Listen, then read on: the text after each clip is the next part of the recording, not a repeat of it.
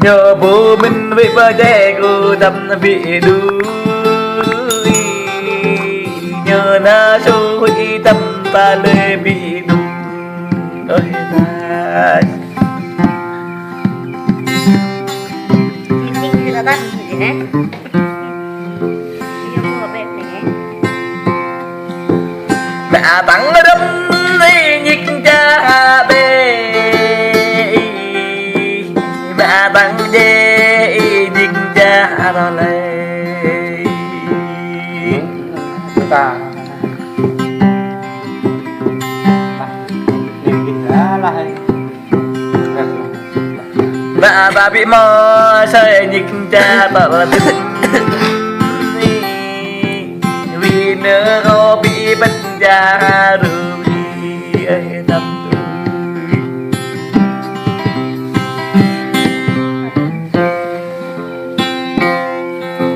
lần nó có bị nhỏ đi cha lần thầy nó không y hai ngã quê ban tâm thầy ơi lại mẹ hà có mọt bò là công viên được thì tao mọt bò này mai thế dành nó không y hai ngã mà đã thầy dành thầy nó không y ba người ban tuyên thầy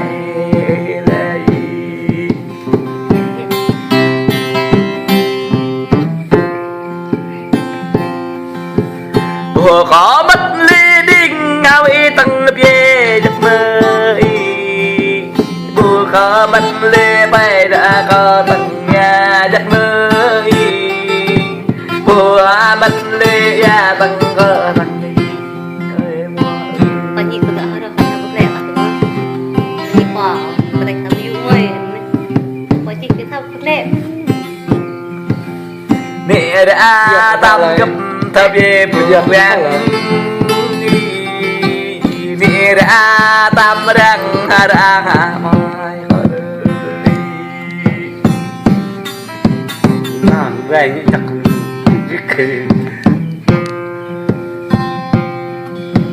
thì nó mới thấy em ta dần tê dạ nữa lên tới về ta ơi dạ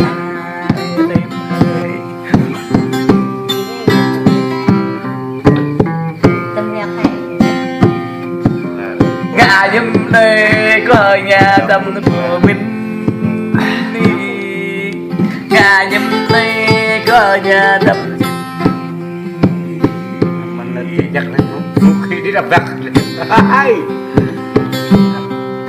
chẳng gặp mà bằng luôn Anh ít có lẽ đó thôi. Rụp hoa đâm ơi nằm có nhân rụp hoa đâm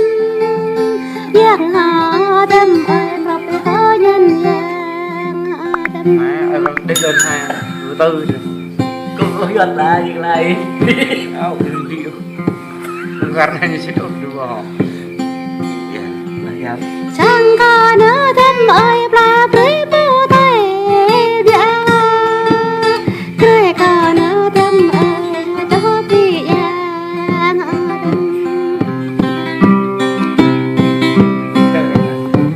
giang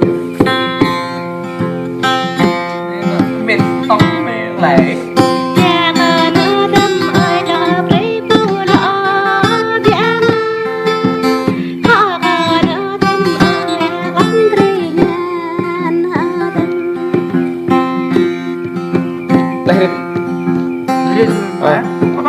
lên như các bạn đẹp tay Yên ca nỡ đâm ơi bố bê ca nỡ đâm con ca nỡ đâm ơi phải cùng thế dâm bùi không đi thôi sao vậy